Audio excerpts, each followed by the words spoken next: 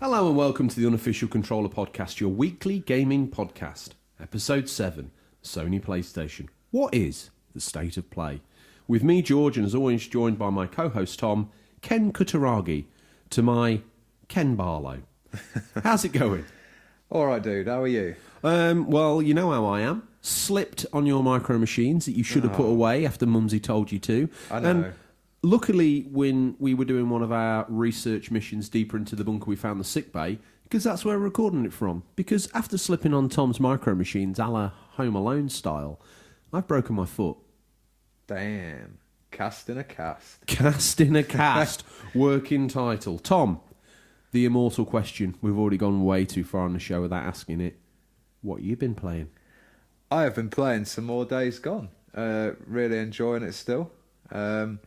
I'm probably in the last third of the game now. The story's really picking up and hopefully going to finish that this weekend.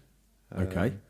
I think it's quite hard to tell how far I'm into it, really. Yeah, that sort of percentage completion thing is quite confusing, isn't it? Yeah, it is, because there's so many different percentages going on, as the listeners have probably found if you're playing it, to find like where you're actually at.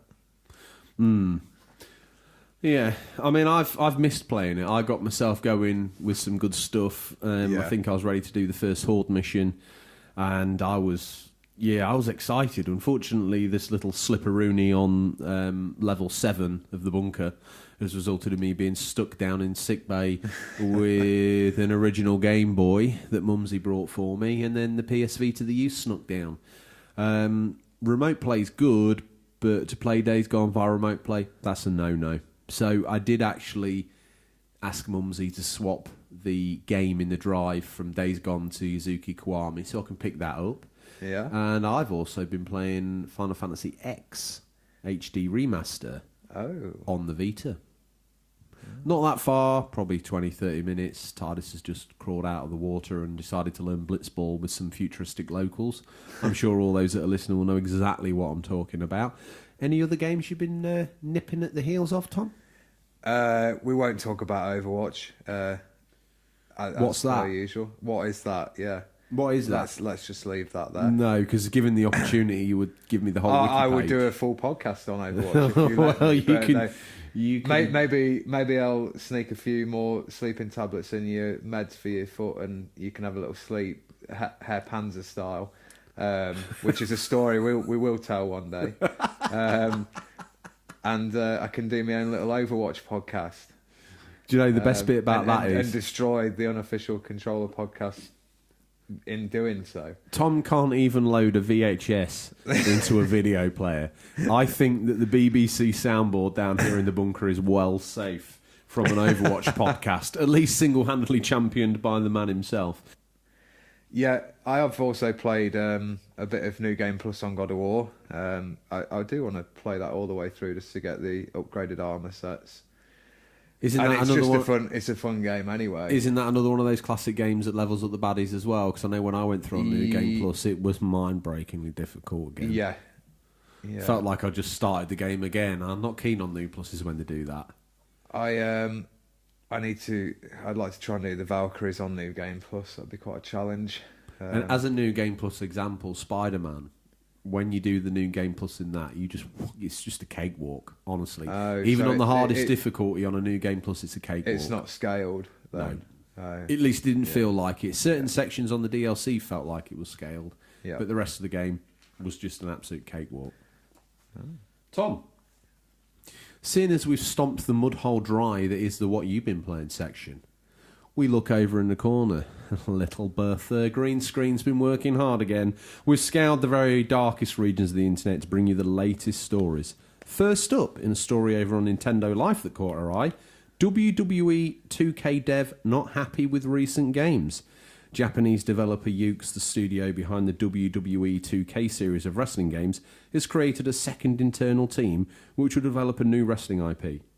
The WWE series has seen a hefty chunk of backlash in recent years, with many believing that the game's overall quality has been declining over time.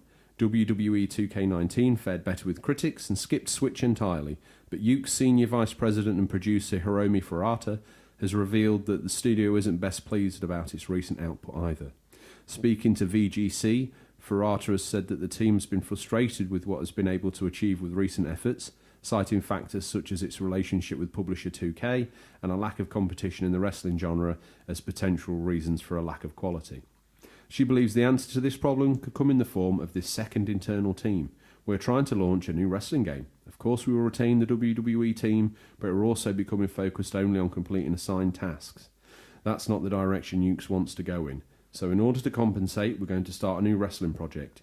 We're not chasing money or trends. We'll go in whatever direction we feel is most interest, combined with the passion of whoever leads the project.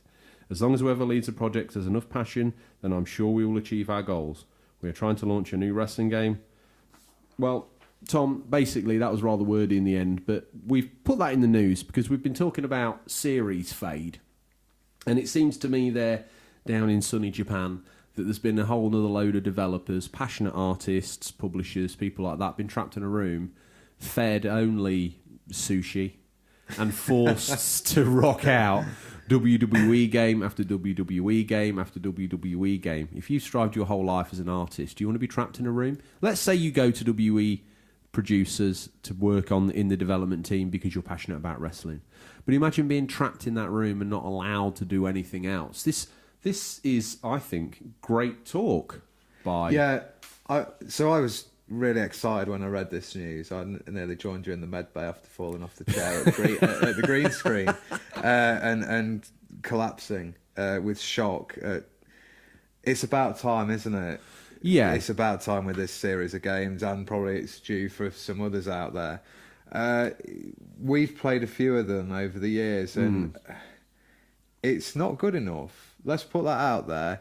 For £50 for a new game, it's not good enough. It's just running on an old engine. You're rehashing. You're chucking the latest one did look good, although it is guilty of all the crimes. They're not bad games.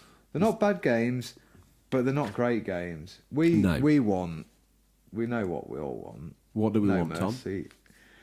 Oh, you want a No Mercy new gen, really, don't we? Oh my goodness. Okay. Well, I don't know how that would float for new players, but I would like to see it. But the most important part of this story is the fact that they've recognised that their internal teams are getting frustrated in the pipeline.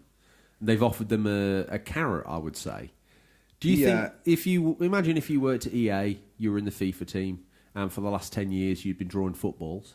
Yeah. Imagine if someone came down from the creative team and said, look, we're starting up a new team. We know that some of you guys working in FIFA are a bit bored, so we're going to make a space RPG. I think you'd be excited, wouldn't you? I think you would, and I think that's all. Like, they're very constrained because they're obviously Utes. They make these wrestling games, so they can either make WWE or they can make their own IP. But the fact that they funnel people off to make their own IP is cool. Imagine if you worked at Bungie, or wherever it is, 343 Industries now, and you'd been drawing Halo, you'd been drawing Master Chief's, visor for 15 years, and then someone came down and said, think about making a new game. That would be exciting. I think it would be the break that you need. It's a bit like building a house under loads of instructions, or building a house going, show us what you can do. Exactly. And that's the thing. It's letting these creative people really have a go, and not everything's going to work because it doesn't always work out like that. But the chance to have a go. Yes, the chance to get your other felt tip pens out, to possibly go get the fancy craft set that Gran got you for Easter. It's that chance. A lot of these games as well, they don't probably get the critical sort of praise, but they go on to be like a sleeper hit. Like I see there was fans out there talking about, are we going to see another Mario Strikers? I don't know how well that was received when it came out. I don't think it was great, but I've heard loads of people say it's really good, and it probably deserves another stab. Overused name, but it's hidden gem. Yeah. So what you got, Tom? Well, I was just going to ask you quickly what you'd maybe like to see from that team with the WWE license. Well, they're saying that it's a new IP, so with the WWE license, I think it's just going to be another 2K iteration. But this new IP, wrestling IP, whether that's going to be a Japanese-based. Oh, so more like Jap Pro Wrestling? Or, that's what I was wondering if, what I'd like to see. Something like Fire Pro, maybe. Yeah, I mean, we've got the FIFA and the ISS or whatever people call it these days. I think that was the point. When I was reading the article, he was saying there's no competition also for them, so a bit like reflecting real wrestling. I was going to say WCW and WWF, they had to like make their own rival, which is what they're doing. Yeah, I was going to say, absolutely. Art follows fashion or whatever it's called, or art makes art. Bit more industry news, as we always like to bring you the good stuff, and the green screen's been working overdrive. In an article broken over on PC Gamer, Rockstar buys 7.9 million studio from struggling Starbreeze. Rockstar's picking up a studio from Starbreeze, and it continues to restructure in an attempt to avoid shutting down. Douvra Interactive, an art production studio that worked on Halo, Forza Horizon and Payday 2, were acquired by Starbreeze for 8.5 million, and Rockstar get it for 7.9. For that 7.9 million, Rockstar get 91.8% of the shares in the studio. Starbreeze's shares and the other deal is expected to close before the middle of 2019. Douvra Interactive is one of India's first and largest game studios, employing around 300 people. Founded in 1997 by current CEO Rajesh Rayo, and with Starbreeze has worked on Payday 2, Overkill's The Walking Dead. The zombie multiplayer was cancelled and removed from Steam after Skybound terminated its contract with Starbreeze.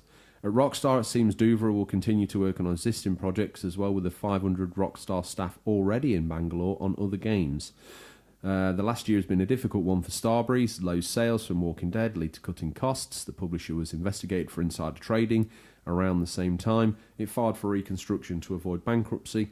Since then, it's been selling off studios and games piecemeal, including System Shock 3, Mohawk Games, 10 Crowns. Included that, Tom, a little bit of an interesting sort of spin in my mind on that. Starbreeze aren't doing great.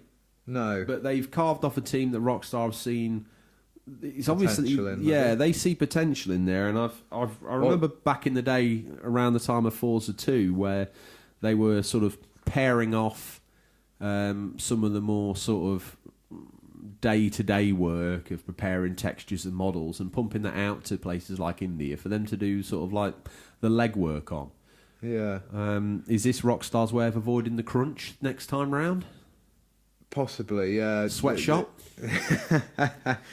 I think they're maybe just going to be swallowed up and given to different branches of Rockstar and put onto titles they're working on, because allegedly they're working on 2 or 3 games rather than just one. I wonder if they're going to split them up and get them working on all different titles, or whether they're going to keep them combined as that sort of seemingly combined 800 strong workforce and get them just like creating, you make me a button for this guy's jacket, make me this, make me that, make me this, make me that, just like a dumping ground for the sort of catch-up work and the filler work, in between buildings in GTA. I wonder what it feels like to be in a company that's sort of bought out pretty much by a massive gaming company, and probably be quite exciting, wouldn't it?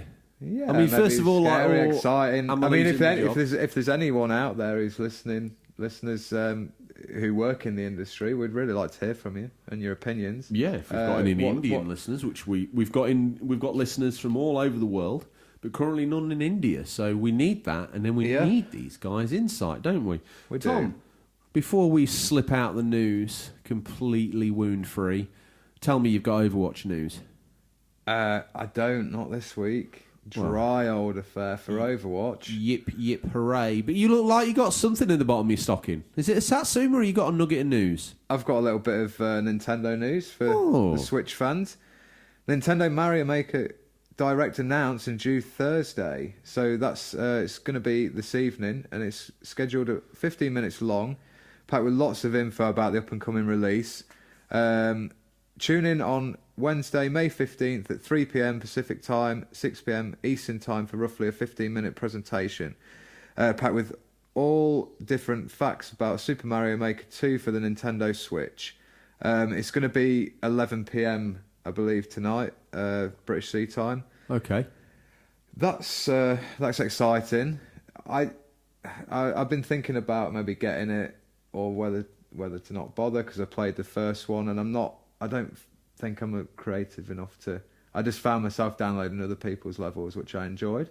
Yeah. But it seems like they've added a lot more on this one. Obviously, we'll find out more tonight. And very question here for me. I've not really watched one of these Nintendo directs. Yeah. But is it just going to be about Mario Maker? It is, yeah. It's a specific one. So they tend to do, like they did one for Smash Brothers, and what else have they done? I think they might have done a Mario Brothers one at some point years ago. They do tend to, if they've got a big title where they want to cram out some information about it, they'll just do a smaller direct for that. So there's no other secrets here. We're going to go in, we know we're getting Mario Maker, and we're going to come out and we're going to have Mario Maker. Some people still believe that it's going to have some other games in there. It's just, no, I don't think so. There was a rumour about maybe seeing a Switch Mini in there, but I don't know. I doubt it. Well, they better start pulling something out. So you'll have to get your Nintendo out of shop, because you predicted that Nintendo Mini, and I ain't seen it. No. You bet the whole bunker on that. The other reason I'm excited that that's happening is because it does free up their E3 Direct to show some other stuff. And that was mainly why I was so excited about Mario Maker Direct. Oh, I see. Yes. Putting the pieces together now. Oh, I see. Very slowly. So Mario Maker, I think, is coming out towards the end of June, so it'll be after E3. But I think with them doing this direct, we probably won't hear that much about it at E3 in their other main direct. Oh, I see. Well, but yeah, that's about it for the news this week. Well, Tom, question is, have we missed anything? Is there a take or an opinion on the news that we maybe haven't even considered? We went very highbrow Financial Times with some of the news stories today. I think we'd been drinking too many paper for the bigger boys. Too many bigger boy cocktails. And we came out with something completely left field. How would they get in control? How would they get in contact with us, Tom, if they needed to? Now, be careful, because that marker may smudge as you roll up your sleeve. Unofficial. Oh no! Oh, the answers they've rubbed off. You've just smeared them up your arm.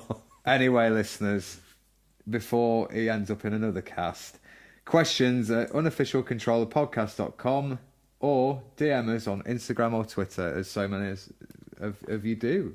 And have. So as always, we've limped, we've crawled, we've sort of fake laughed our way to the middle of the show. The feature, the meat of the sandwich. Now, Tom, that meat, it's incredibly Sonys State of Play feature meat tasted, isn't it? It certainly is. Now, this week's discussion is the State of Play feature. Not only on Sony's new way of announcing things, the State of Plays, but how they stand in the industry currently and where the next step may take them. As always, we reached out to the listeners, and they reached back. So interwoven into our discussion, we'll bring in prominent thoughts or questions by you guys and gals, our listeners. Tom, State of Plays first announced March 22nd, 2019. What did you think when... I mean, we got that announcement off the back of sort of a 2018 announcement that they're not doing E3.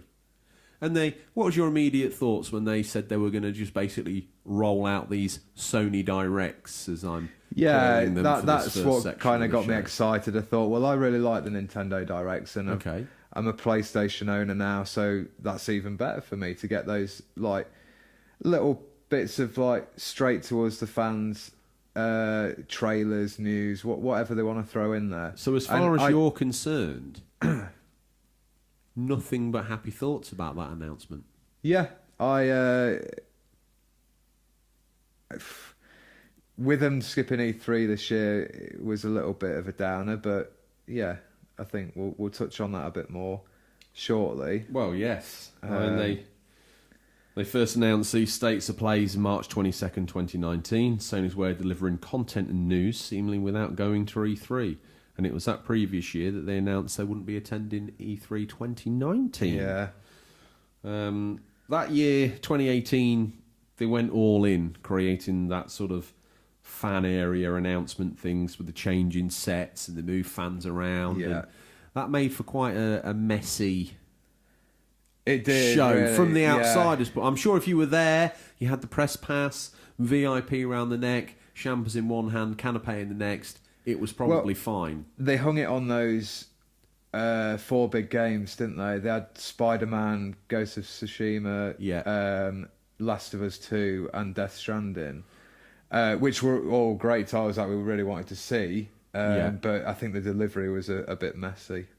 The execution. Yes. They weren't the excellence of execution They were that not. day, for No, sure, were they? They were more... so they created Bam Bam that... Bigelow. Oh, well, and also, don't forget the Ghost of Tsushima flute guy. What did you think of him? I mean, I've seen some really great mashups on YouTube where he starts fluting all sorts of things. And I've seen somewhere... I mean, I'm that confused now with that video. I don't know what the real audio is. Did it sound quite sketchy when he did it the first time? I don't know where sometimes the marketing people get these ideas. They're really nice. It's nice to try new things, and they had the guy playing music from The Last of Us as well, I believe. Yeah.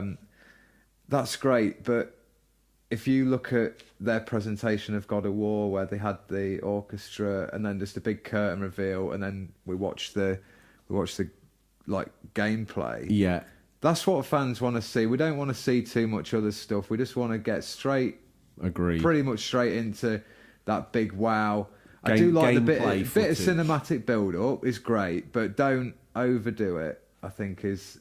Well, that's maybe where the rot sets in, isn't it? When you overblow it on E3, people's expectations are sort of sky high in the game. Yeah, and we've all seen the like no puddles in Spider-Man nonsense and things, and just... Oh, goodness. Yeah. Yes, I forgot about all that. I forgot about that debacle. People have like the rose-tinted glasses on at E3, I think, and I know they do these graphical comparison videos, but I don't always see... I think sometimes they are a bit harsh on the released product. It's like, well, they want to wow people. They maybe will jazz the graphics up a bit, but it does tend to get people's expectations a little bit high. What do you feel about the... I mean, PlayStation's in an for what we can work out, and industry analysts would have us believe, Sony's in an unassailable number one position right now. It was outselling Xbox sort of 1 to 3 for every console. Every one Xbox, 3 PlayStations were being sold. It was these sorts of numbers. Do you think Sony needs to miss E3 this year? Do they owe it to the fans to do something like that? I suppose it's like being the winner and just being like, yeah, we'll let you other guys have a go. Is it a little bit of that? I mean, a lot of the threads that have led us to this point, and it's not one that we like to pull on the show, but there's certainly an allegation that Sony have become the corporate Sony of the end of the PS2 era, and we might get a slap on the back of the legs. Mr. Sony's interesting price to gamers may well be £40,000 before we know what's all said and done. Yeah. Are we heading towards an era where Sony may start to sort of drop the ball again, and Microsoft can pick it up if they popped early with their new console and all that jazz, Tom? Maybe like Thanos, it's inevitable. Sort of just throw in... Who's Thanos? Oh, he ain't got out much with that cast. So. What film's he in? He is in a little film called Avengers. I've seen that. Gandalf's in it. Is he? Yeah. In the Stingray version. It's Director's cut. It's the yeah. With Sir Ian McKellen playing Magneto / Gandalf. I've corpsed. It looked pretty good to me. That's all I'm saying. I really like the way it photoshopped like Sir Ian McKellen's head onto Thanos' body. What these are next level films. Stingray's got a 486 PC in paint. There is no corners cut here, friend. Sorry, yes. Getting back on topic.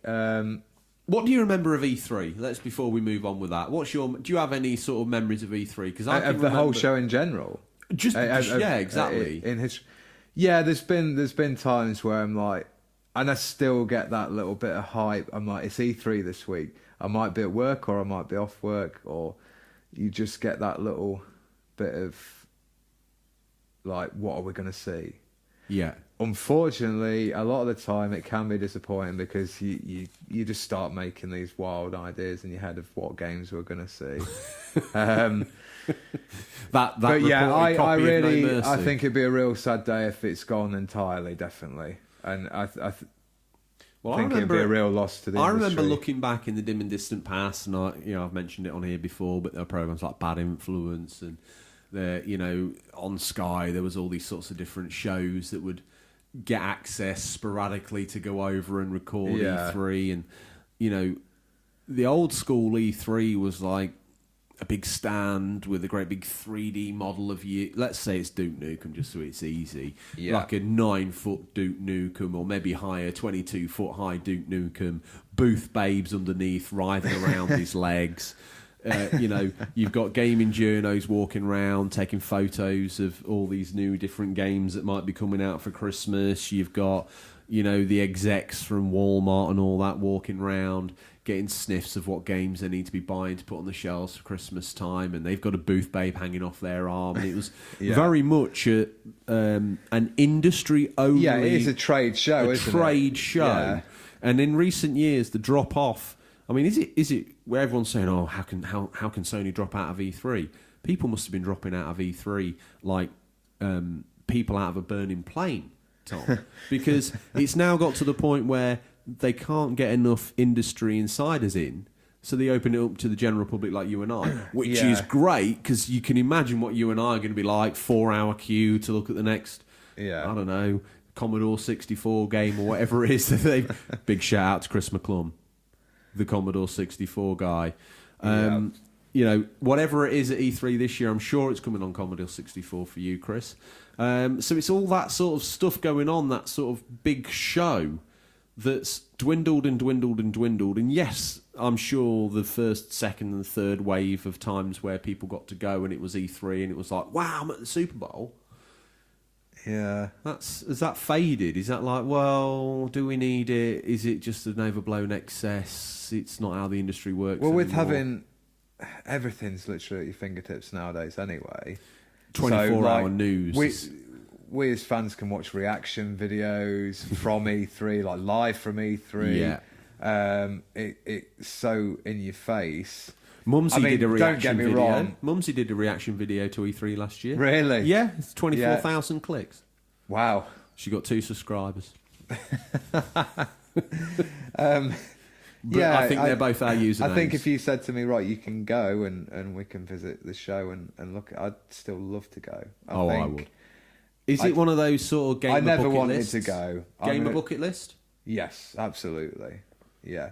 And I hope it's around for a long time to come because I think it's important. Well, it seems that Super Bowl WrestleMania style of event will be missed by some, such as Odders UK, friend of the show, who wrote in to be part of the show on Insta, and here's what he had to say. I've got to say, I'm not massively won over by this State of Play format that Sony's adopted. Growing up as a gamer, E3 was always been a big deal. I really get into the hype. Exactly, it's kind of what we've been saying.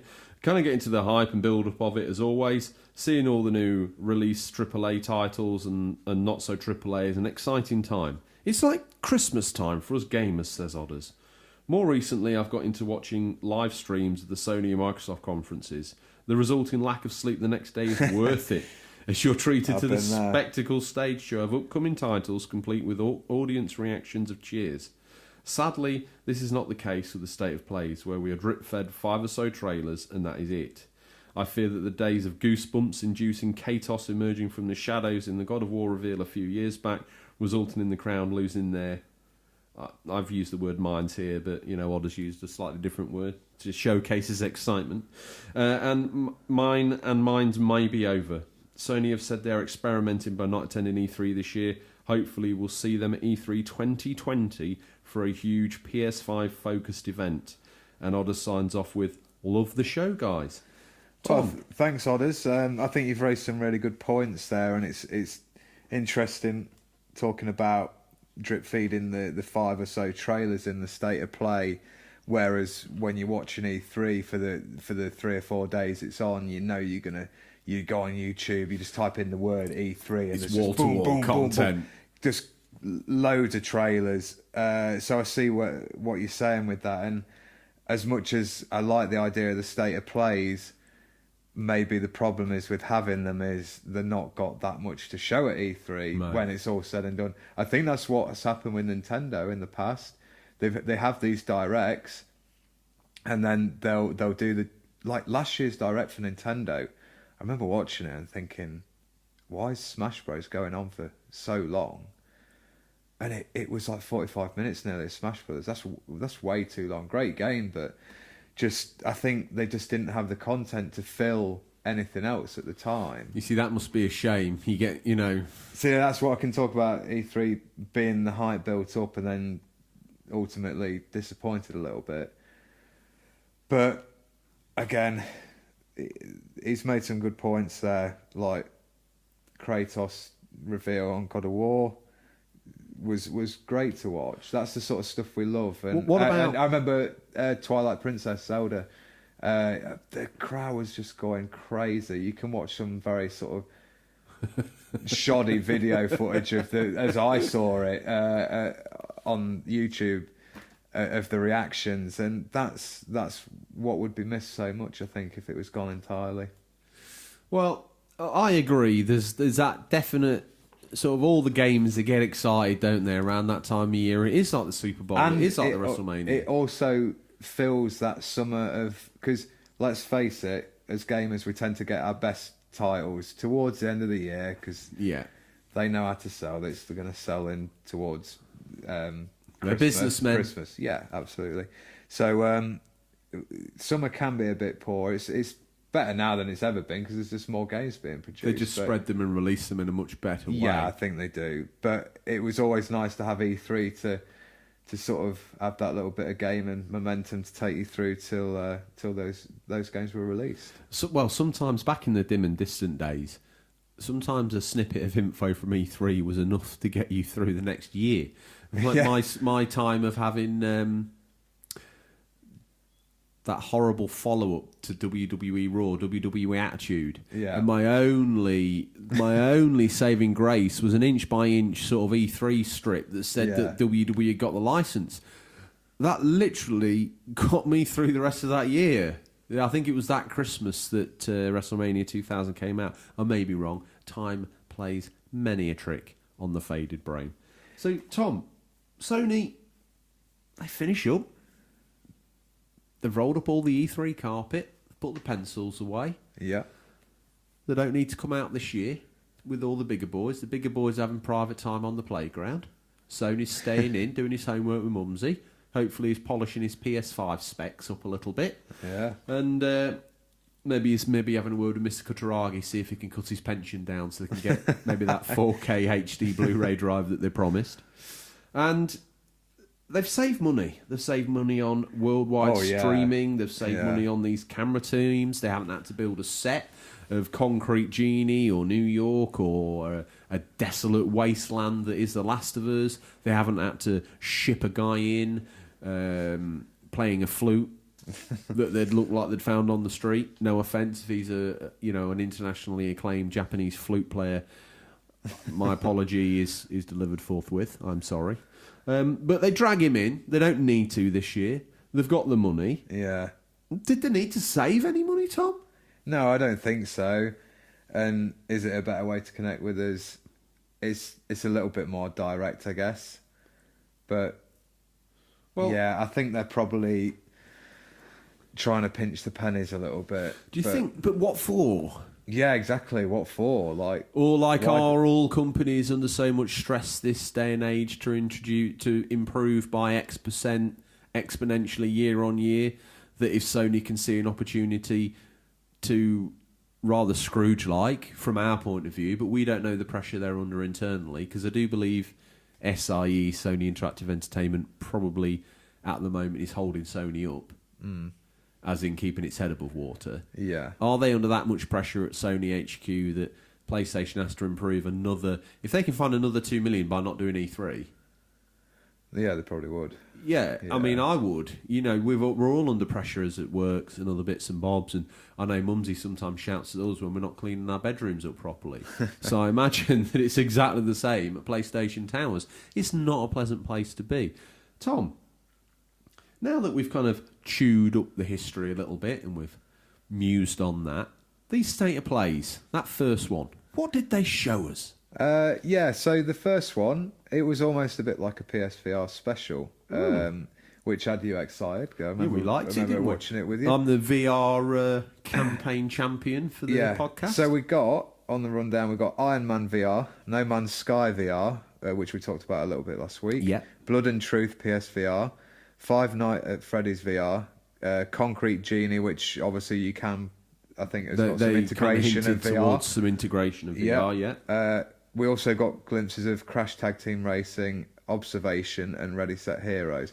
So I think that first State of Play, people were probably expecting, boom, Last of Us 2, boom, Death Stranding, boom, Ghost of Tsushima, boom, and we got like a VR showcase, and it's really, because it's the first one, they maybe should have come out with a big title just to show, look, this is for real. I'm actually going to say that I think that State of Play was better than which we're going to get to the second State of Play. Really? Yeah, I did. I thought that that PSVR demo disc that came out, that gangster game, that like Lock, Stock, Two Smoking, Snatch sort of copy on it, where you smoked the cigar and you did all. You've played it, haven't you? Yeah, I did. Yeah. I thought that was probably one of the most exciting parts of that whole demo disc. Right. And thought there was potential in that. Yeah, to make, and I think that Blood and Truth, I'm not going to say it's going to be a killer app because I think it's quite narrow market. It's a little bit getaway. Yeah. And obviously it's narrowed even more by the fact you need to have a PSVR to play it. But I've got a funny feeling that, I know we've had our Moss game, you know, the little mouse game called Moss, and I know we've had Astrobot, and we've been sold all these ideas about games that we're going to get, but when it ends up being like a third person view for a platform game, which was implemented excitedly in Moss and Astrobot, I think a lot of people are waiting for something like Blood and Truth to land. Skyrim was not the full VR party because it was built for 2D screens, and when you get in the world, you can tell. I think they obviously need to build it with VR solely in mind, and they didn't even have 3D audio. So like you could see a waterfall, but you didn't know where the sound was coming from. It was messy, mate. It was, and it took you out of the world. I'm hoping this Blood and Truth can sort of build on what they did with that demo disc. I tell you one other thing I'd want to see off that demo disc, and I'm desperate to see it. You know, the underwater dive cage game experience. I'd love to see that elaborated on. Yeah. Really would. There's a lot of potential with that, really. So what do you know of Blood and Truth? Only really what we've just gone over there. It's like a East End gangster game. Yeah, very much. A la Snatch. I mean, I did look at it and think that, I've recently gone back to play The Getaway, and it's Imagine East End is not aged well. With an 18 rating, I suppose. Well, I'm not. Normally, I would argue you, but I'm not going to argue at this point because from what I'm excited for Blood and Truth, but the sort of dialogue that I've seen, it looked a bit weak. Mark Hammond. Yeah. Hopefully, it's going to do better than Getaway. Because, like I say, have you played that recently? No. Don't. It doesn't hold up well. Oh God, the driving alone. Is it worthy of the pit? Ooh. It should be. I enjoyed it when I first played it. I never got the opportunity to play it when it first came out. If I had, I'd probably be like you, because I didn't, and I'm playing it retrospectively. It's not that good a game. Yeah. I don't think it was that good a game when it launched, but because of the graphics and some of the other stuff that it was doing, I think it got a free pass. Mate, just going back to, obviously it is a VR game, maybe Sony were making a bit of a statement really with the first State of Play, saying, look, we're fully behind VR still. Well, I mean, it wasn't that long ago that we got the hot scoop in the news about that Iron Man actually being like a sandbox, allegedly, according to the designer. If it's on rails, I think it shouldn't have been in the PSVR announcement. If it's like the Spider-Man game and it's a 5-minute interactive experience, if they dared to put that in a PSVR announcement, they shouldn't have bothered. Yeah. Because that Spider-Man game was a big disappointment. If I was making a VR game, I think I'd go with more arcadey gameplay because, especially with the Iron Man, just make it feel like you are Iron Man. Even if it's on rails and you're just blasting baddies, just have all the gadgets, have the screens. Apparently that's what they're trying to do, and that's what it will be like, but we don't know till we get a bit more of a we can but hope. Hope. We'll move on to the second state of play. Hang on a minute, just before we do. More talking points on that? Yeah, well, let's just talk about Crash Tag Team Racing that isn't a PSVR game. Yeah, that's coming out fairly soon, I think. I think it's June. Yeah, another sort of take on the... Did you have that back in the day? I was a bigger boy, so I didn't play Crash Tag Team Racing for sure. I was scored away playing Mario Kart and all the kiddie games, apparently. But yeah, Crash. So, what happened? Okay, a bit more about Crash Tag Team Racing. You excited for that? You're going to get it? I think it'll be a great multiplayer to have, and it is a bit different to... Forgive my ignorance, is it coming to the Switch, or is it a timed exclusive on PlayStation? Yeah. I think I'll pick it up on the Switch. Is it a timed exclusive like the last Crash Bandicoot? I don't think so. No, so it's multi-format release? Yeah. Exciting. Tom, I think that's us sort of... put a little... Well, I could go on about No Man's Sky VR. I mean, I can't wait to get some more information about that. But up comes the rug, sweep it under, drop it down. There's not been one state of play so far, Tom, this year. There's been two. Yeah. What the hell was announced at the second state of play? Not more games. I didn't expect a second one quite so soon. I thought they might drop one during the week of E3 just to go, hey up. But they did. They showed a second one. And the games they showed were Predator Hunting Grounds, Medieval Remake, Away, the Survival Series, River Bond, an up-and-coming expansion for Monster Hunter called Iceborne, and a Final Fantasy VII Remake, which was a bit of a closer look and some actual gameplay. Well, just before we go back and look through that list, that brings us nicely, mate. Hi. Brings us nicely to Sir Doyle Dono on Insta. He's recently found us on the podcast app. He says, I'm really enjoying the State of Play model and hope it continues. The recent broadcast had a couple of things that got me excited. Specifically, Away, the charcoal days of Play PS4. He says, ! I want. And obviously the Final Fantasy VII Remake trailer. I think Sony really needs to stick the landing to cement their success for the next generation of consoles. Final Fantasy VII is likely to be the title that helps. It looks like they aim to stay true to the heart and story beats of the original, with minor updates here and there. I'm curious to see if they maintain the episodic release model they planned.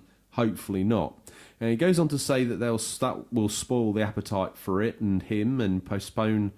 and he would postpone on buying it until it gets released in full. He said, he's glad to have found the podcast. Keep up the great work.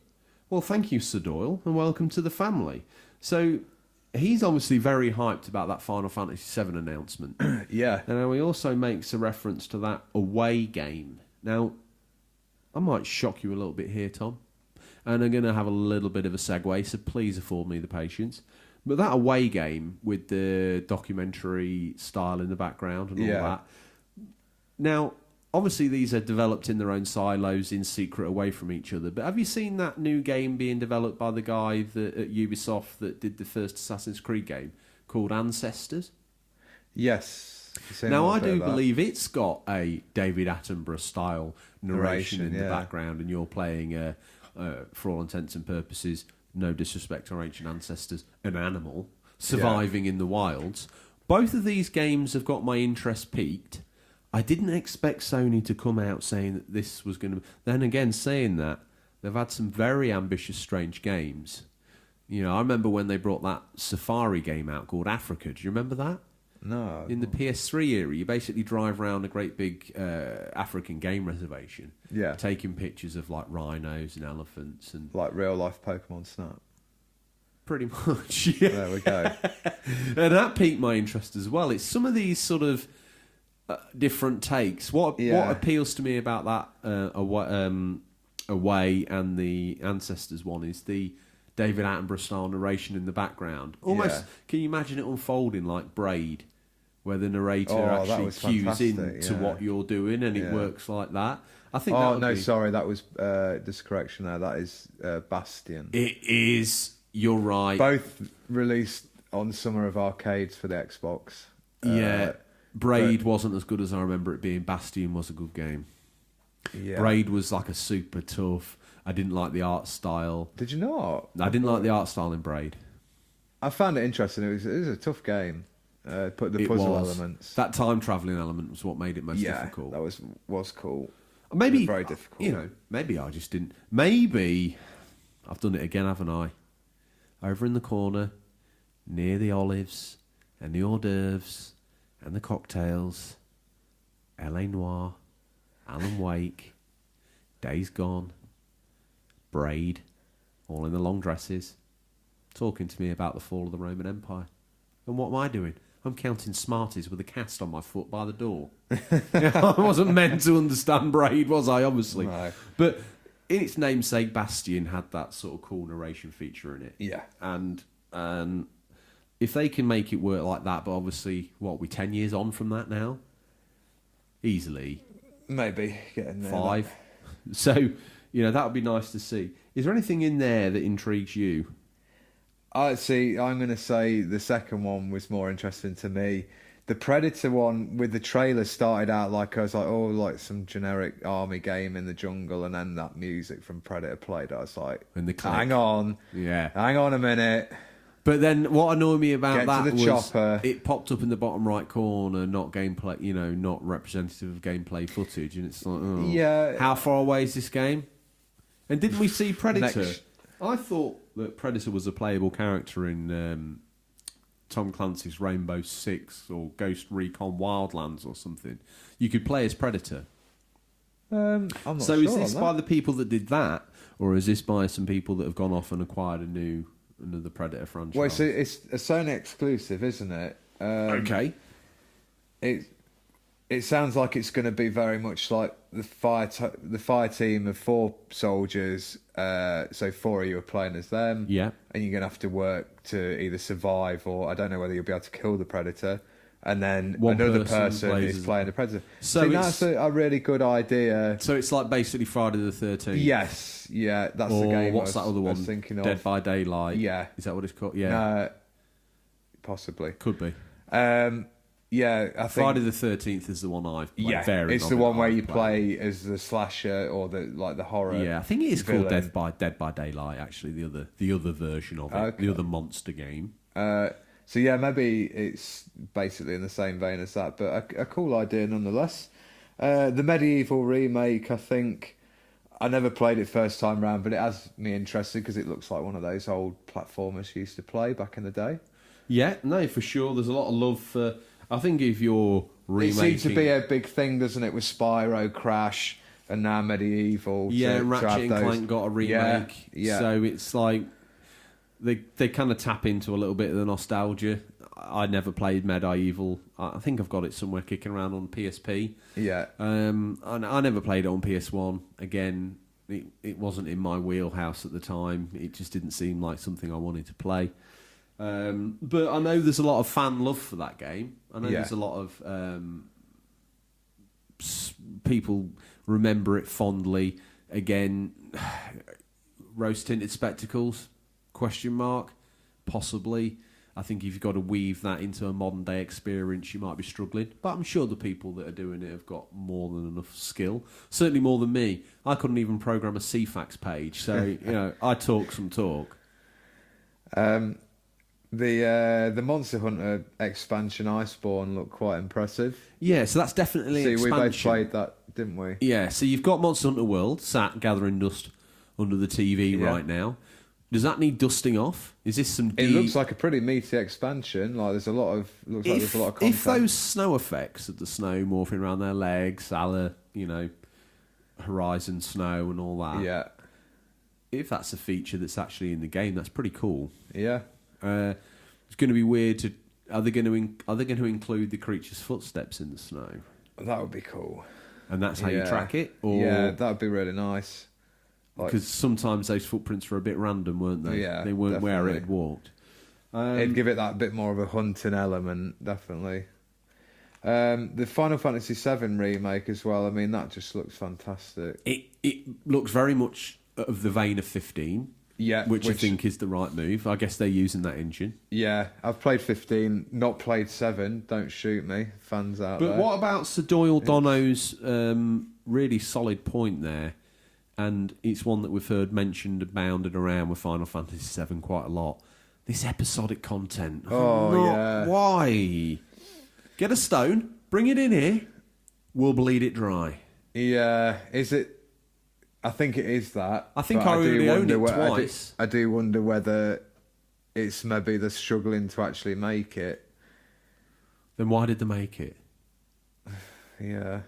Is it an easy cash-in? It's again, we've put ourselves in these mindsets quite a lot. It's Thursday afternoon, floor 33. I mean, we say remake, it is literally making it from the ground up again. It looks yeah, I mean, it's so like different. the final, the Resident Evil 2. Yeah, That's that, you know, to think that bears any, obviously some, but any relation to the final, the Resident Evil 2 on PS1. Yeah. And you are a million miles away. Mm-hmm. I mean, that game unfolds, the more recent one just unfolds so beautifully. The graphics look incredible. Yeah. There's nods to the gameplay tropes, but it certainly doesn't get itself too marred down in being a beat-by-beat copy. Yeah, one of my favourite games this year, actually. So, I mean... He sounds hyped for that.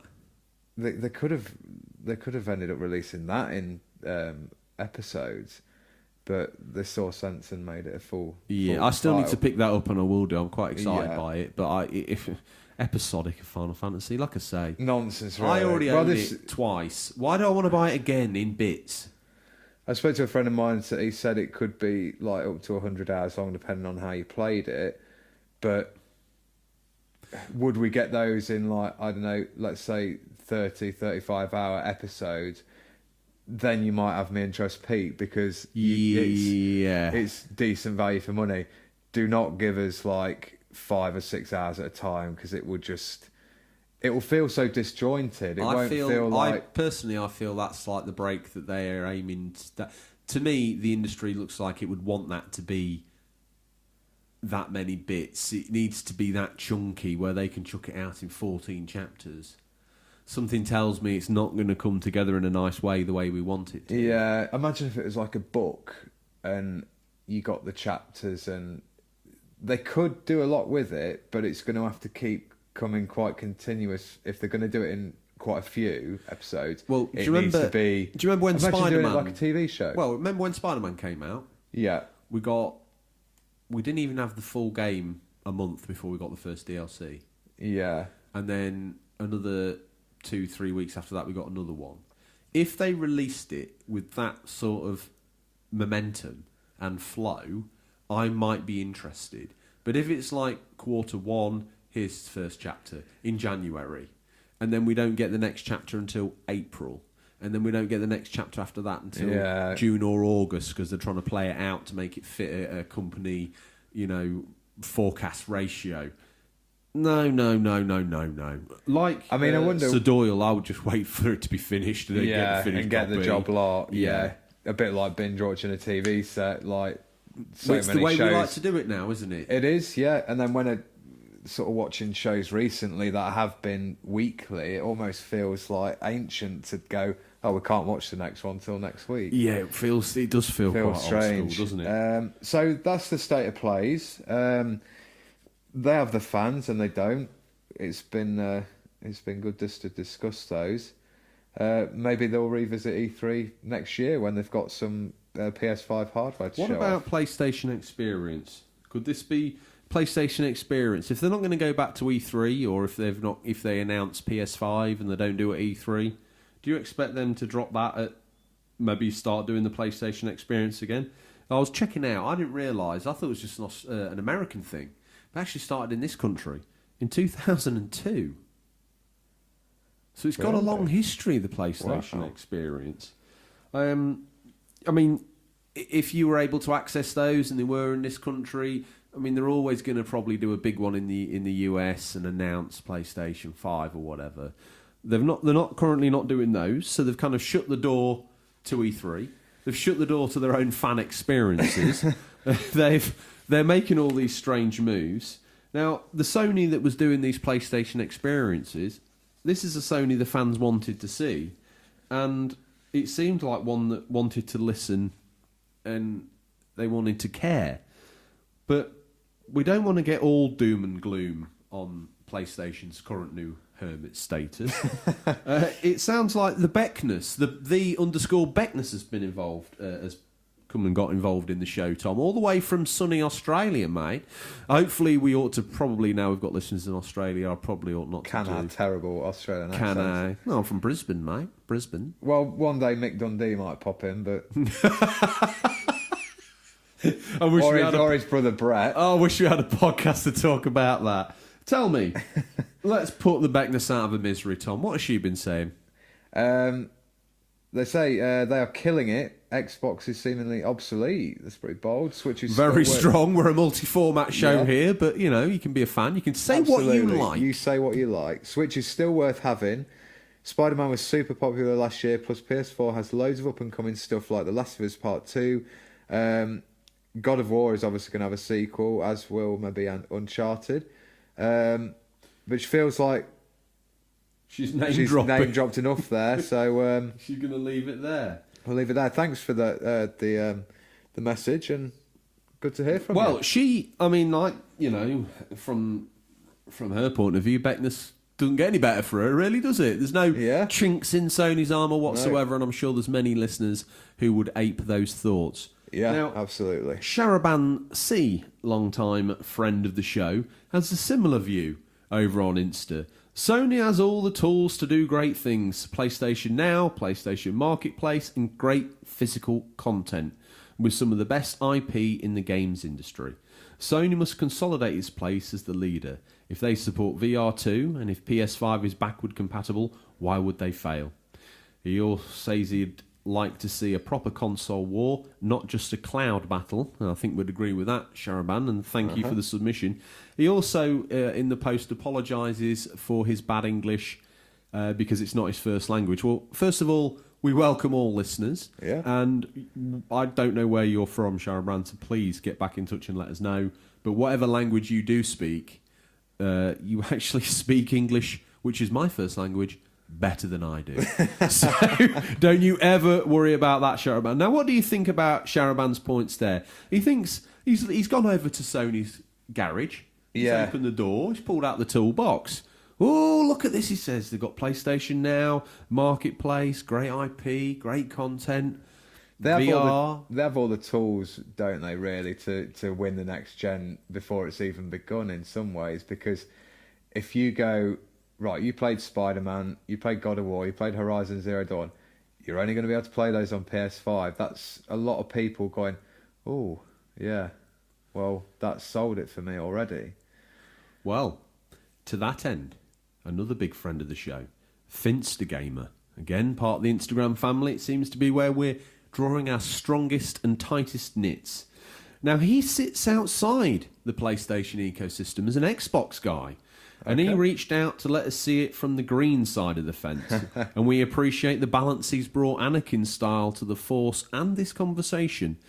He says he's interested to see if we think VR's a fad, like the Kinect, or whether it'll become integral to the ecosystem. So let's just rest his point there for a moment and chew over that little morsel that Finster Game has thrown up on the table.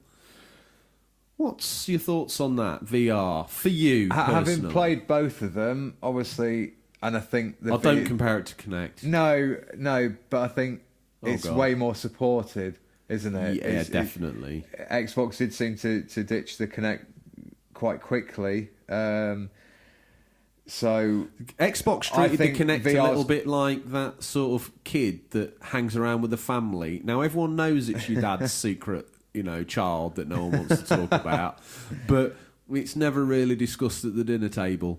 Microsoft launched the Kinect like that. Well, they didn't launch it like that. They launched it with such pompous elaboracy that I really believed that Kinect would be tucking me in bed at night time. Yeah. When I got in front of it and it couldn't distinguish me from a wall, it started, the wheels fell off. I bought every single launch game, and there was nothing in there that I could be happy with. I bought probably most of the launch games for PSVR, and I was 90% happy with every title I played. Yeah. Especially what I felt the system seller was at the time was Arkham Knight VR, or whatever it was called, Batman Arkham Knight VR. That was incredible. There were some other games in there that were cool, but for me that was the standout title. I'm thinking back now to the Kinect. There was like Kinect Sports Adventures, the Disneyland game that my daughter had persevered with, but she shouldn't have because it was terrible. It was a good idea, but the concept through the Kinect was badly implemented. In that regard, PlayStation have pretty much got that dusted off, because once you've bolted that headset on, it's a pretty cool experience. But whether that holds up long-term in gaming, I don't know. Yeah, I think the next few years will show where it's going to go, and obviously with the PS5 coming out, we're going to see a revised headset, and I think it's got a lot more support already. So, well, look at the amount of games that are on the marketplace to get from the get-go. I mean, there's probably 20 in total Kinect titles, including ones like FIFA where you just shout substitute and weird things like that, or Forza where you tilt your head to kind of... I think there was that Kinect game, there was a Forza game where if you tilted your head, it would like morph the view of the screen round a bit so you could look in the mirrors. Do you remember that? Yes. Yeah. Again, good idea. If they hadn't bottled it with a Kinect specs, it might be something, quite a powerful tool. Yeah. He goes on to say that he feels like he has missed out on some exclusives like Spider-Man. But for him, he's an Xbox guy, and the exclusive franchises there are a big pull for him, including Halo and Gears. So let's just look at it. As examples. Let's take you as the guinea pig. Let's pop you in a cage. There he is, Mr. Xbox. Yeah. All of a sudden, he decides he wants a PlayStation instead. I know. What brought that on? You probably constantly hounding me to get one. Well, I was only telling you about the games I was playing. Yes. Most of those... With much passion and endless messages of buy a PS4. So, I just thought you were missing out on some games that I knew you would love. Last of Us, what's your thoughts on that?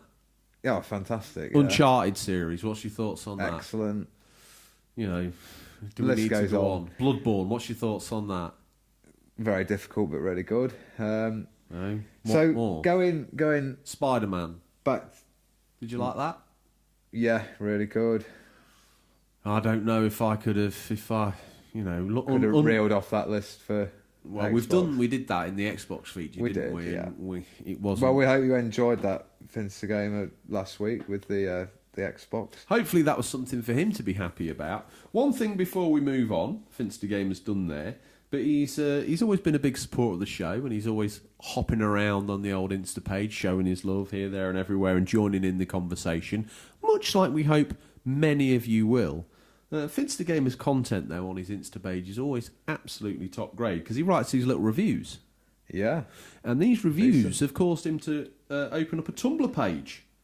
And I have to say, it's just as good content. Yeah. Really good. Top-notch stuff. If you've got any time spare or in your day, you should definitely look out FINNSTGAMER.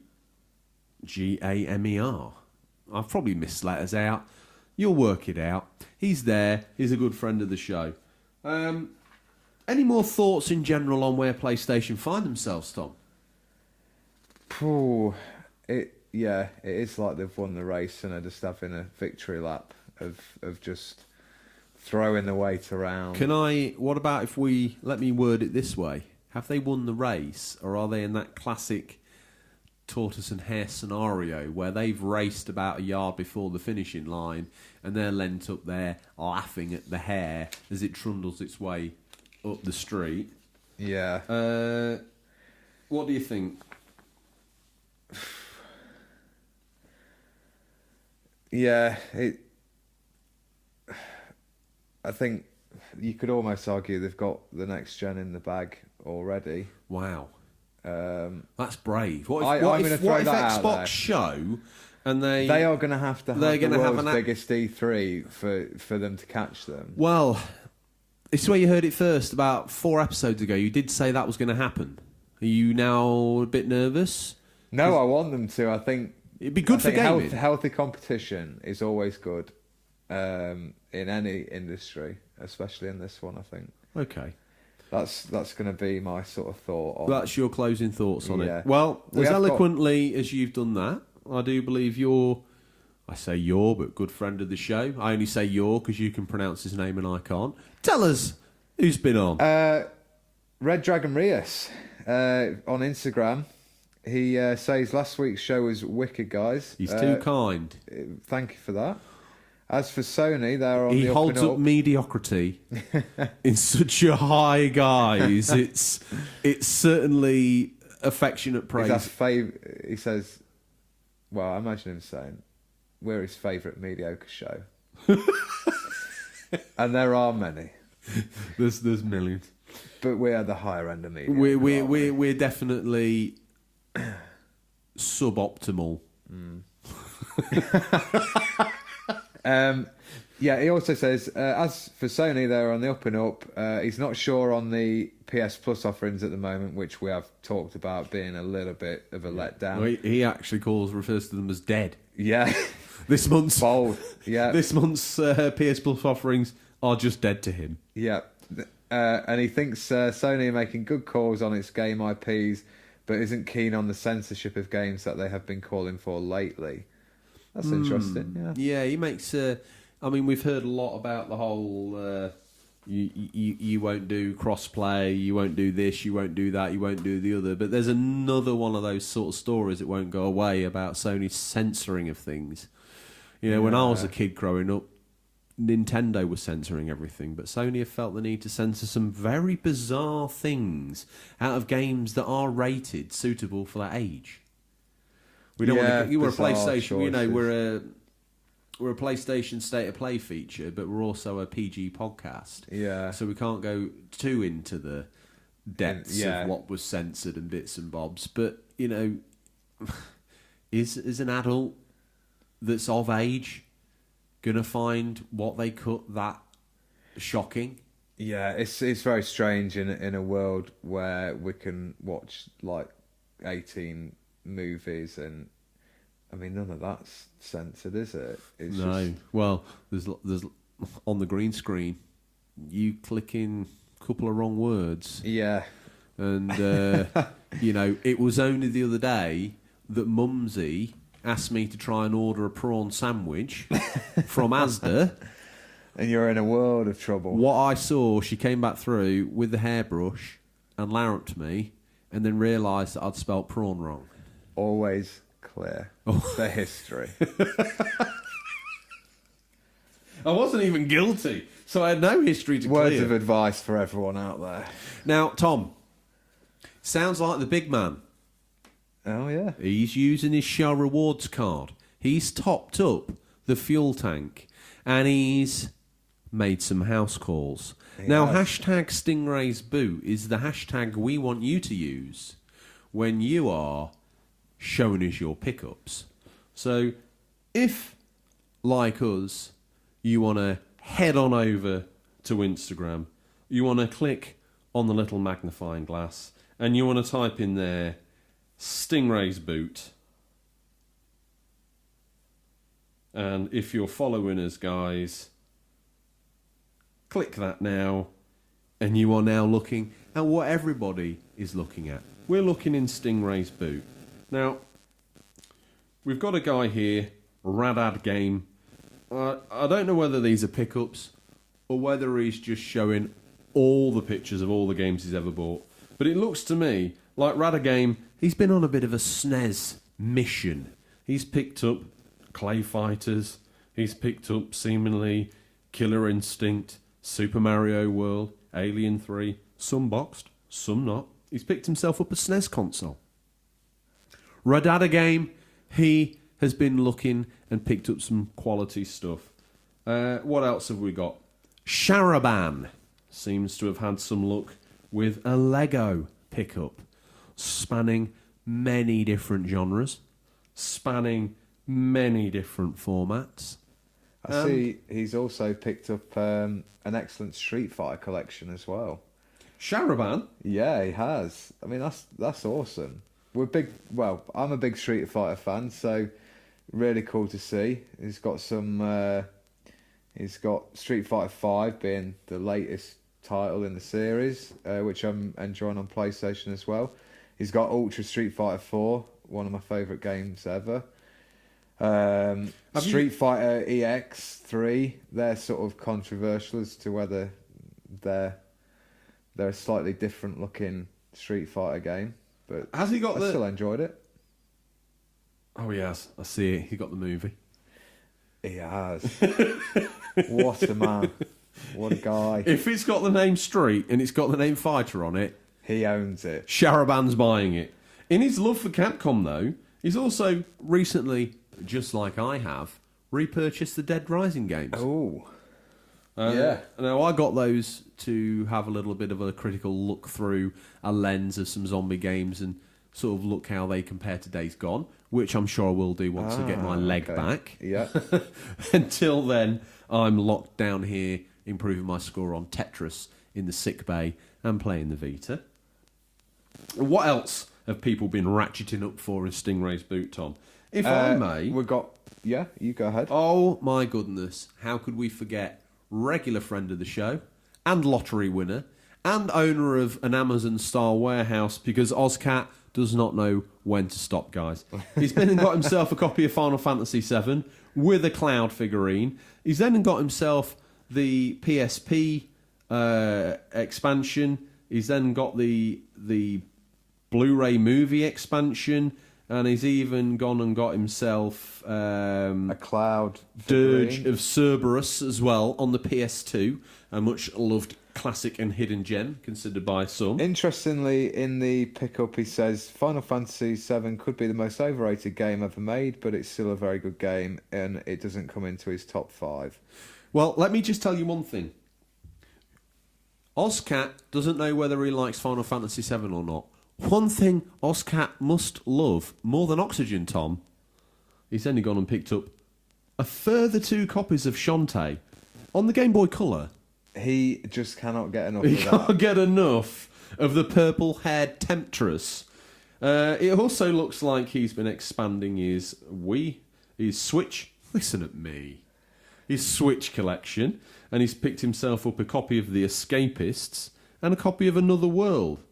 Like I say, he's got quite the Switch collection. He has got quite the Switch collection there. Lots of limited run games. There's a guy here that probably deserves a shout out. IA Retro Gamer Dad. He looks like he's been on a right little mission. He's picked himself up an Aqua Trans every week, Tom. I say how I fall over You've my got to words. have one little... Every week I've got to stumble. have something. So he's got his Aqua Transparent. I mean, I guarantee anyone else trying to say that right now, without practice, they're going to fall over the same lips I fell over.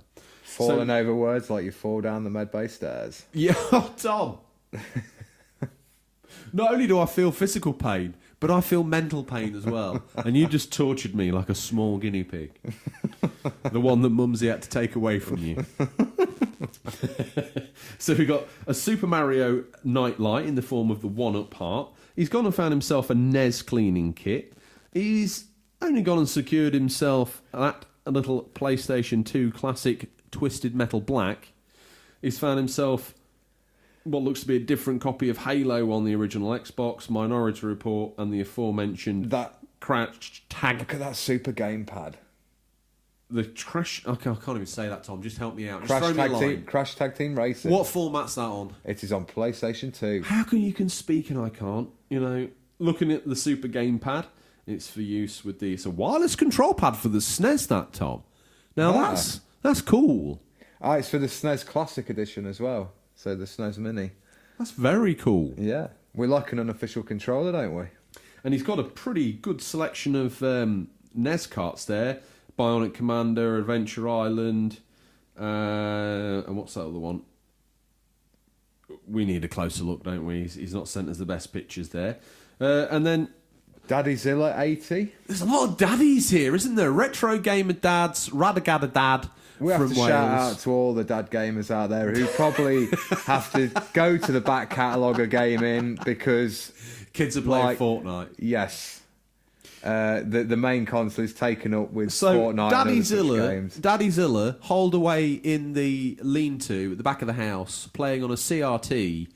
What games did he pick up to play? He's got Guitar Hero, Legends of Rock. Wow. He's got some DS titles, Mario and Luigi. He's got a couple of remotes. Yeah.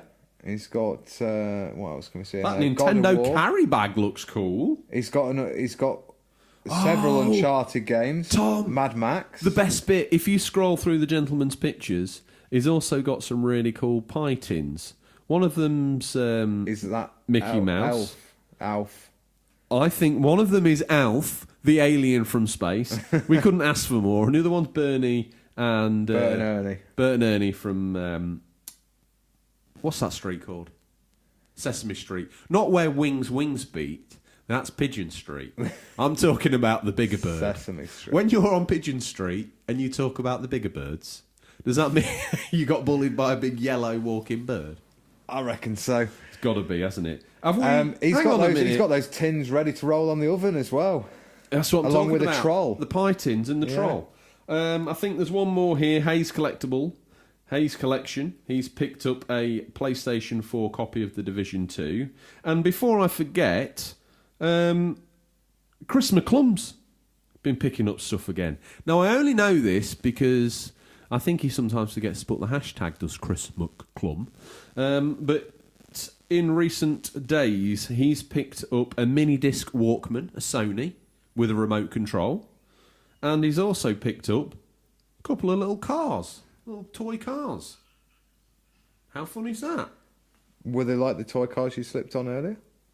They're slightly larger scale, so Chris McClum's thinking of me here. Yeah, he's not putting what I would call Home Alone traps. No. And as for that flamethrower you left for my hair, that stings as well. Tom. Cruel. As we drag ourselves limping and kicking and screaming towards the end of what can only be described as a slightly higher than average show, it's the time for a peek in what we affectionately call Stingray's boot. What's nestled between some counterfeit nappies and a dodgy copy of Battle for Endor this week? Oh yes, achievement stroke trophy unlocked. Managed to say the Stingray intro. And he's nearly here. That is the sound of a man that's easy on the throttle this week, Tom. He's been hiding out low in the Wagon and Horses car park, selling his wares from there, knowing he's safe from fact. The Federation Against Copyright Theft.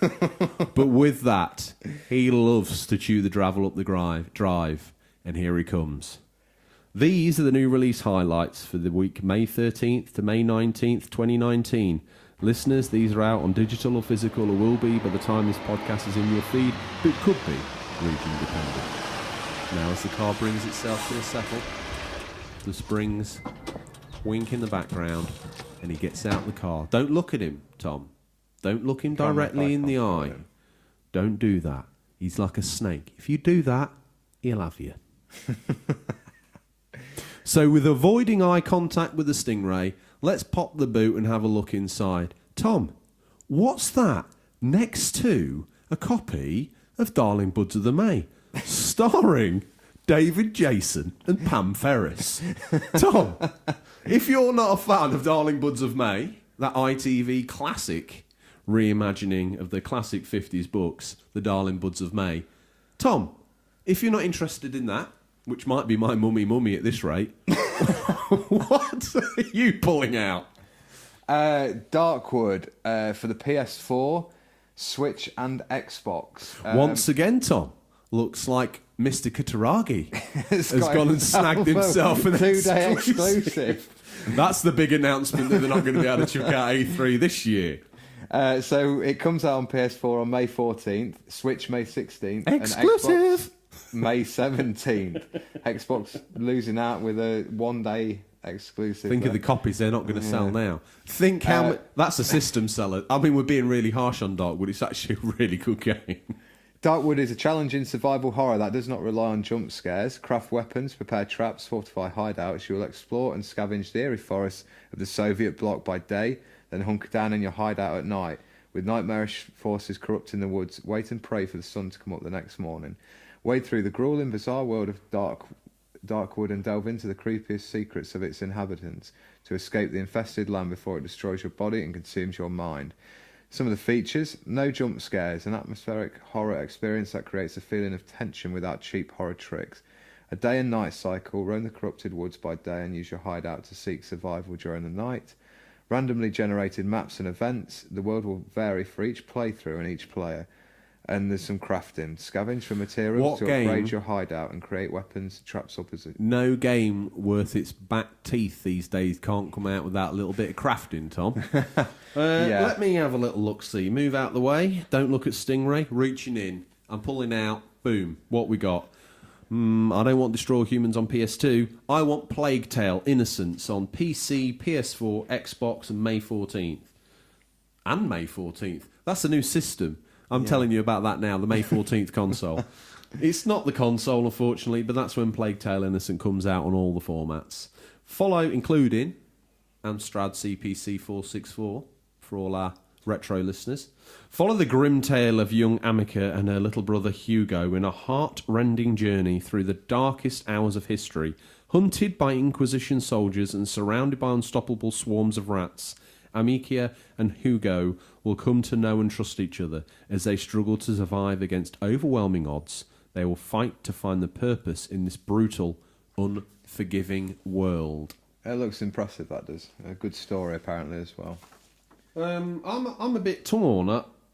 I've heard the gameplay is not that interesting in a way. It's a very much like a walking sim, but with various action segments. You see, in the stills in my Gamer magazine that I get, in the still shots, that look like it would be my kind of game. Are you saying that I should save my mummy for what's coming up next? Yeah. So you take that one if that's going to be your game of the week? I thought it was going to be our game of the week. No, I think I might actually pick up Darkwood. I'm quite intrigued after reading that out. Oh, great. So I'm stuck down here in the med bay. You're up there playing Darkwood. Yeah. And Mummy likes scary games as well, so I bet she'll sit with you. So I'm all down here alone, having a real-life Darkwood experience, and you're up there laughing and joking, eating Haribo. Yes.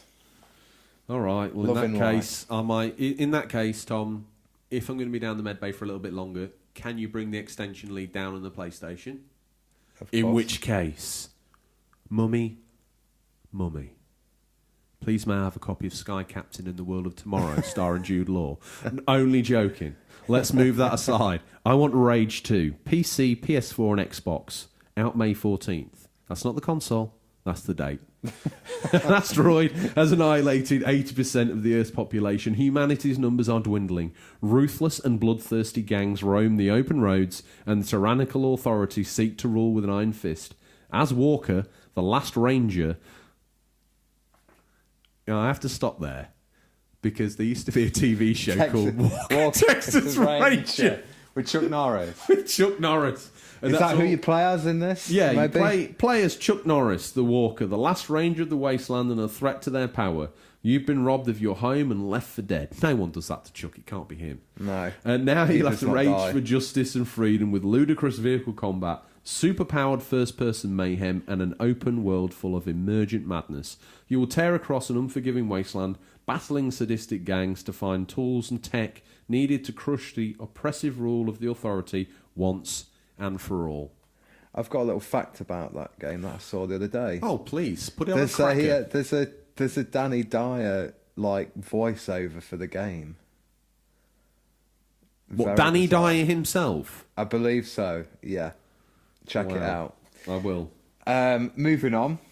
Rock of Ages 2. Well, hang on a minute. What's that other thing that you've got? What other things like? Oh, I just wanted you to come up with some random Niff-Naff and Trivia movie that, Well... What's the best you can come up with at short notice? Howard the Duck.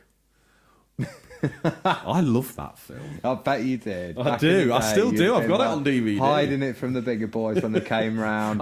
Making out you were watching RoboCop with all the ultra violence. Oh, you've got me. And you were just watching Howard the Duck. Well, we share childhood memories, so, it's no secret to know my darkest secrets. We should one day do a top 10 rundown of our, scariest guilty pleasure films. Oh, yeah. It's not really in the gaming wheelhouse. Maybe if the fans demand it, we will do it. Tom, a little re-smudge your arm right in the middle of the Rage 2 readback. I want you to let us know how we could get in touch with the show. You can reach us at questions@unofficialcontrollerpodcast.com or direct messages on Twitter or Instagram. You see, what we've done there is Rage 2 has been a little bit cheeky towards journos and other people in the gaming industry by being edgy and cool and ignoring people. We just flat out just totally fluff the Rage 2 readout. It doesn't need it, Tom. It's the biggest game this week. It is, yeah. So that's me. That was me. That was me actually murdering my mummy. Tom, rescue from the fallen debris of the podcast this next game. What you got?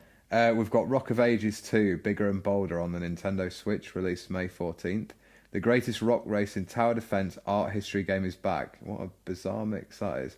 Like the title says, Bigger and Bolder cranks up the surrealism and gameplay with chaotic 4-player multiplayer, new time periods and improved graphics, physics and destructibility.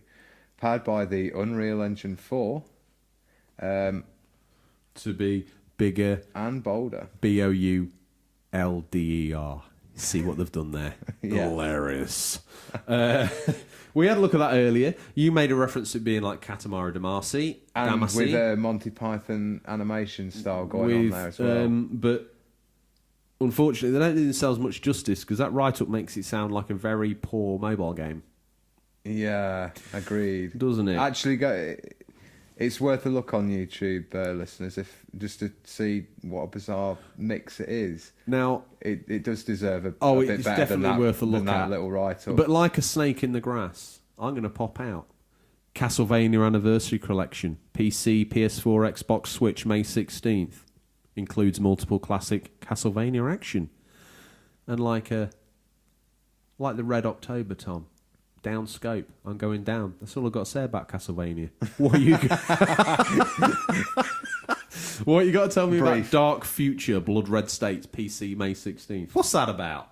Step into the extraordinary dystopian world of the Dark Future, filled with danger, chaos and adventure. A game of both action and strategy, unlike any other, featuring a unique time-dilating command mode to help you make tactical decisions on the dangerous highways of this world. Tabletop Gods, PC, May 16th. For desktop PC, but also available in VR. And for those with compatible televisions, CFAX. Lead your troops in an explosive action arcade battles that rage across tabletop battlefields. Command your troops, set fiendish traps, bolster your defences and wield powerful magic to destroy your opponent as you compete for power in the heavens. Tom. And the last one on the list this week is Guilty Gear on the PS4, Switch, but also in an additional couple of XX revisions on the Switch, May 17th. The original Guilty Gear and Guilty Gear XX Ascent Core Plus R reunite to celebrate 20 years of 2D anime action. Well, that draws Stingray's boot to a close, Tom. And as always, from Stingray's boot... Rare mix this week. Very, very rare. We pirouette round. And I don't pirouette. I sit... Well, what are you going to be playing this week? Oh, you beat me to it. That's what I was working up to. What am I going to play this week? Well, a little bit more Tetris. And I'll continue... And I might have... OG Tetris? Yeah. There's only one Tetris you can play. Try Tetris on the Switch. Maybe I should. The Battle Royale one. And the only other the only other thing I'm going to give a go is the old Final Fantasy X HD remaster. Yeah. If I get back out the sick bay, or you bring the extension lead down, I may go as far as to... I want to try and finish Days Gone, but the way you talk makes me feel like I might be a bit far off. I know. I still don't know how far I am off, but it's good that it's lasting. It's a meaty game. And you're still enjoying it. You see, I'm desperate to play it. I tell you, if I don't get back to play it, the other thing I might do is remote play some Yakuza Kiwami 1. Yeah. Because that game... I think with Days Gone, I enjoy it more when I can put a couple of hours into it at a time. Because it just takes you back into it. Definitely. And I tell you what, I didn't really get to really touch on it really or elaborate last time we spoke about Days Gone, but I've had so many Walking Dead show moments that have just happened in that zombie sandbox. I'm doing something like trying to get some fuel and boom, a zombie will come out of nowhere, Freaker will come out of nowhere and like grab me. Or I'll be trying to do something and I'll like bimble into a horde, or not a massive horde, but like 20 or 30 guys or Freakers. It's like, oh no. I had an interesting thing happen the other day. It's not really a spoiler, it's just a cool little detail. An enemy who set himself on fire ran behind me, grabbed me, set me on fire. He died, and then obviously because of gameplay reasons, I was still alive. But I rolled, and it put the fire out. But then I've been all his clothes and skin were like burnt, which was a cool little thing. Oh, I never got to look at that. I've never thought to look at that. Yeah.